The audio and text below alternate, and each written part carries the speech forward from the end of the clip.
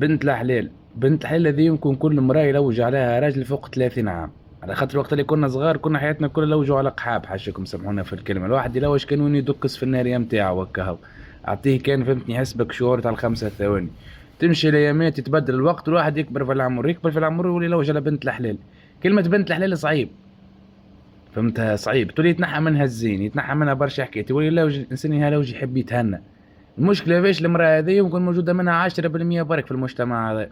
والله العظيم كما نحكي لك، يعني انت وزارك كان طاحت بيك وحيدة بنت حلال، يعني فهمتني حلت لك حياتك وعشت فهمتني حياة جميلة. طاحت بيك بنت قحبة من فصيلة ابو قحبة، امك القحبة تنيكيها لك ترسلك مدمر وفهمتني بعيد على عيالك، وربي يعلم عاد شنو باش يصير فيك. كيما الذبنة ذيته وفهمتني فد الزبي اكثر وفاه. ياك هو صاحبي، انا تو لو فهمت على بنت الحلال. اما اللي معدي صغره كل لو على قحاب يذنوبي كان باش يعرف بنت حلال، على خاطر معرفته كل كان في القحاب. يا الواحد تحشي له دنيا واخره بارامون فهمتي من جرة المقحب هذوما. ربي يهدينا وربي يهديكم مقحب. لا تنيك ولا تخلي شكون ينيك.